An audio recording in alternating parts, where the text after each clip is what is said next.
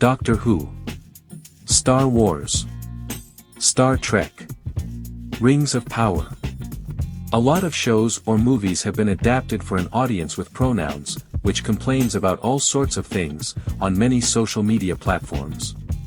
A whole show just for them has been made. Star Wars: The Acolyte.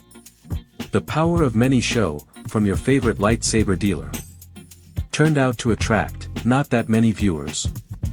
Doctor Who used to be a show, with a male protagonist. So let us pretend to play by the DEI rules for a few moments, shall we? It is totally racist that the first non-white Doctor Who is not from Afro-American even Asian descent or choose your race, but a white female lead, bossing around their male crew. So is DEI really about inclusion? Yes and no. The world is getting more diverse due to the simple fact that it has become easier for people to travel and to live across the globe. Diversity in real life is present all the time. The whole differentiation between ethnicities does not make too much sense anyway. It is all Homo sapiens with variances in pigmentation and bone structure. As sapiens emphasize knowledge, education, higher brain functions, there is, where the differences are. Hey, we came here for Doctor Who, not for some lecture in race, biology, politics, how to worship women correctly and all that other nonsense you just stated. Well, if you came for Doctor Who in its female incarnation, you have to come again, as this non-humanistic, sometimes cruel and propagating version of something, is something, but that something is not Doctor Who. Are there any boundaries for DEI? Sorry for using terms, which only matter for the DEI crowd, but can white female Harry Potter Hermione, identifying as she, her, in the source material, be black and if so, be a black male? Why turning Doctor Who into a woman version, who undoes and breaks canon, all the time, with a lot of storylines? Why Star Wars into a suicide-promoting cult? Why based Star Trek Vulcans, into emotional Klingon? The list goes on. It is surely not, for making the show appeal to a larger audience, please the fanbase, make it more entertaining, staying true to canon, the source material, and telling a good story. Shows, content creators, the industry, nearly everybody is borrowing ideas from each other.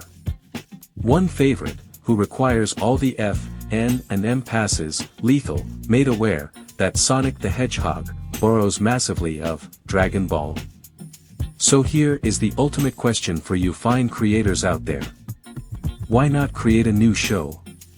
You can name it as close to the original as you like, or be creative, up to you, and be crazy there, without ruining the original. That is the only problem there ever was and ever will be. You reached a new form of laziness, not creating a new show but trying to transform an original show into something that it is not. But why? This only gets you the rage, in some cases the raging rhino, of the critics and audience, for messing up their beloved show. If you create something new, that is, content-wise, exactly the same, but call it something else, you have your stand-alone IP and still everybody knows it is, Doctors Who. Dr. Fo. She Who. Who cares? By using Dr. XX, Who, House, you could borrow content from two shows, and have a modern double name. Why should the Doctress ever take only one male name, without keeping hers? That is so not modern audience of you. Just like the people, everybody knows, that it is considered still a male or a female but they just want to be called something else. So just do that, call it something else, make it something original, even if everybody knows what it is really borrowing from, and here comes the hard part, make it a compelling story. You try to shield your shows with DEI and make a bad story untouchable. Call everybody all the IST, who dare to critique it. It seems to be a setup to try to provoke as many people as you possibly can, so they maybe say something inappropriate, in terms of your show. Thereafter you can sue them, try to cancel them, or state they are not allowed to make money of their critiques. From a business point of view, not a bad move, but let us not further pretend that this is really about DEI. It is a double grab for power, money and, cancel some people along the way, who fall for the trap. It failed miserably, as all things of bad intent do, in the long run. So bring back Doctor Who and create as many spin-offs or new shows as you like from it. That would save you from the backlash.